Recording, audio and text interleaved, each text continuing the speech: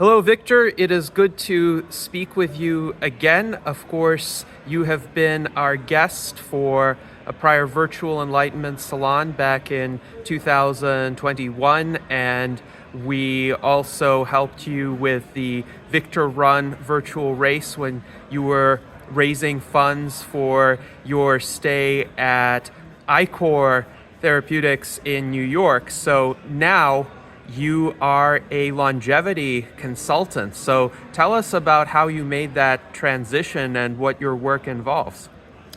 Thank you very much, Gennady. So, as many of you know, I have been very involved in this field for a very long time, and I decided to dedicate my career to understand and create impact in this field. So, a bit briefly, after that I worked at iCore, I proceeded and moved to Switzerland, and I moved and I worked there as a business developer, where I helped find potentially interesting companies. And after a year there, I moved on and I set up my own business, where I help funds in space to understand specific challenges like scientific due diligence, landscaping, interesting areas, and also I help private individuals who are interested in the field to understand specific challenges and avoid being fooled by all the snake oil that also exists. So it is a very enjoyable experience, and it was actually a bit of a coincidence that I managed to get multiple clients at once, and I set up my own company, and I moved to the Mediterranean island Malta, which I very much enjoy. So I'm lucky to be able to work with my interests. Yes, and you are a great example of an individual who has been able to make a living in the longevity field as a self-employed person, and that is really quite remarkable. What would you say is the skill set and the pathway that led you there in terms of what needed to happen in order for you to have a career like this? First of all, the basics is that you have some kind of degree, but it doesn't necessarily have to be a scientific degree. In my case, I'm a molecular biologist. I actually started out with medical school, but I didn't want to work as a doctor, so I want to work as a scientist. But then I thought about how do I position myself to create the maximum amount of impact in the field. So that is always in the back of my mind to think in that targeted way. And if you are very, very passionate about something, that usually shines through, and you will be able to get clients and people who will support you. So there are multiple ways. There's not one size fits all. So. Yes, and certainly for people who are interested in doing something like this, they will need to figure out what their skill set is and how they can forge their own path. But in the meantime, the longevity field itself has evolved. How would you characterize the major changes that have occurred in the past several years, especially since we last spoke in 2021? Yeah, for past several years, if we start including like a 7 to 10 year horizon as well, then it gets very interesting, because most of the field has really appeared since then. It has gone from fringe to almost mainstream in that regard, and there's a lot of capital coming into it right now, and even the COVID pandemic did not crush the interest, and I do think many new areas have opened up that we didn't think of before. It was not until 2011 that we knew that you could rejuvenate mice by removing senescent cells, and now that has really emerged into a large biotech area with very, very serious people involved.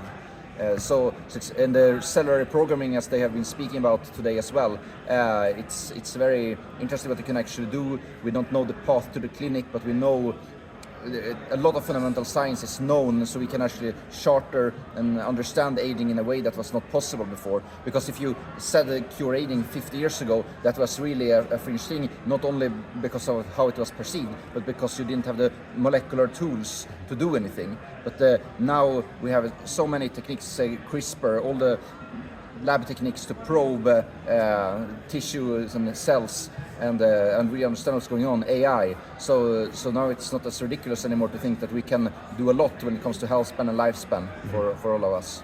Yes, indeed. And hopefully that perception that we can do a lot will continue to spread, because that ultimately is what will continue to support this industry and the research. Now, you said one of your activities as a consultant is to help your clients distinguish between legitimate research and snake oil.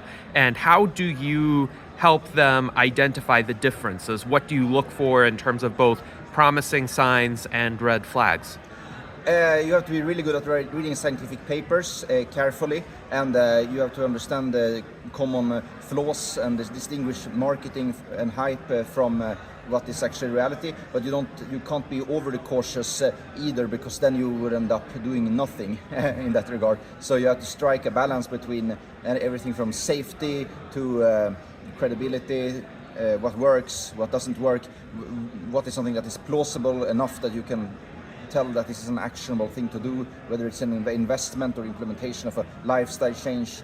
You have to find that balance, and that's a very large area. You have to constantly read new scientific papers and stay on top of things to be able to do that in a good way. Mm-hmm. Yes, indeed. Now, one of the areas of interest that you've cultivated and made part of your extensive knowledge base is the study of supercentenarians, and you've met many of them. You've met Emma Morano, who used to be the oldest person on Earth when you met her, and we had an interesting discussion a couple of days ago about the attributes of these supercentenarians and what some of the commonalities are. One of the comments that you mentioned is essentially most people die because of something that is their weakest link, and they could be fairly well off in terms of their other attributes, and somehow these supercentenarians have avoided, at least longer than others, being killed by their weakest link. So could you talk a bit more about that? Yes, indeed. So humans age at roughly similar rates, but the rates are not exactly identical. And we have the hallmarks of aging, whether you say it's 9 hallmarks or 12 hallmarks or even more. They feed back upon each other. So when one thing goes wrong, other things snap as well.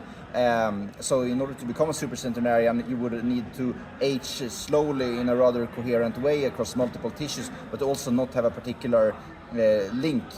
So I think, for example, the slowest aging person in the world on a molecular level might have died at 80 because of a weak link, rather than move on to. So the question is, if you would measure aging, it's really how long would you live if you live to the most frail state possible without hitting a particular end point that causes death. But it's a very interesting area, because when it comes to lifestyle, we know that not being overweight and not smoking gives you a much better chance of living to 90. But when it comes to supercentenarian, it's less clear often what actually caused them to live that long, and it can't be often tracked down to a single gene either so far. So it's interesting. So it's essentially that they've avoided catastrophic failure in their organism from every single possible source of their failure. They're still aging and they can still be very frail, but it's just that no system has critically failed enough to kill them. Exactly. So in a sense, rather than thinking of them as like positively enhanced with a very specific gene or something, you can think of them as abnormally normal. Think of, if you want somebody who just functions normally and abnormally well, then you will end up living a very long time. And that's also when you look at the phenotype.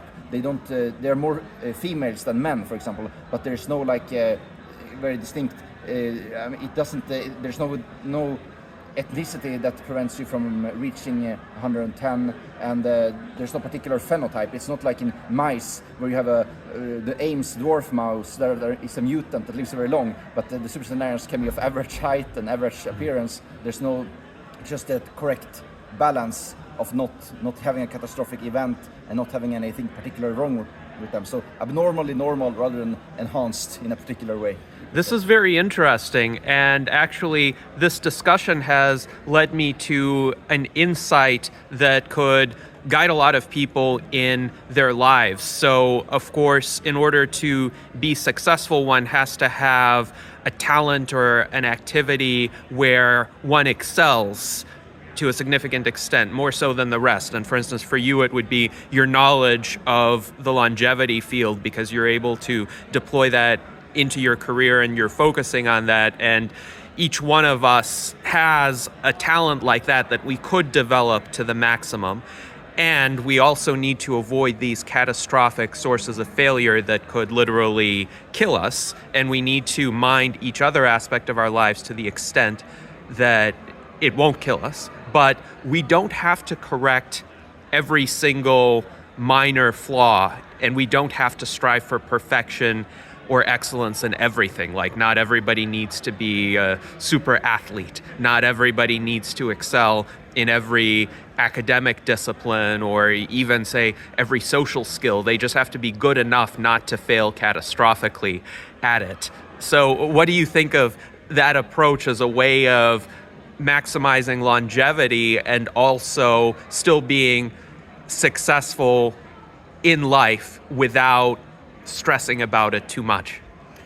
Yes, I think that is a very, very good point, something that distinguishes people who are centenarians is that they often have a strong purpose in life. It's not very easy to quantify by probing their blood or something, but they tend to have low stress levels. They tend to not worry about minor things, even if they had a life that seemed harder towards an outsider. They have not internalized it. Yes, indeed. As for longevity, you're only as strong as your weakest link, so you can live a really long time even if you have not optimized every cell of your body in that regard. So that's a very good point. Yes, indeed. And I think for most of our viewers, this will give them hope. Most people are not going to become super optimized in every respect, but they don't have to be. They just have to pay attention to their health and make sure that nothing fails critically. So thank you for that.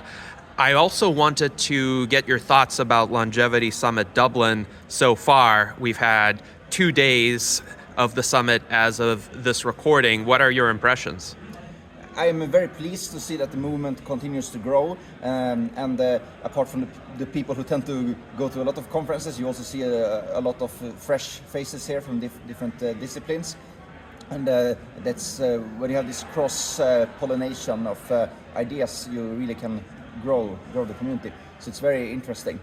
Yes, indeed. It has certainly been, and we look forward to the remainder of the event. I think that you should try to understand how you can make a contribution. What can I do to help with my little piece of this global movement to accelerate important science? You don't have to be a scientist, but you can be a communicator, or there's so many other things that you can do. So whatever thing that you feel that you can do, reach out, and you can reach out to me, you can reach out to Gennady, but think about what can I do to help out and speed up progress. Yes, indeed.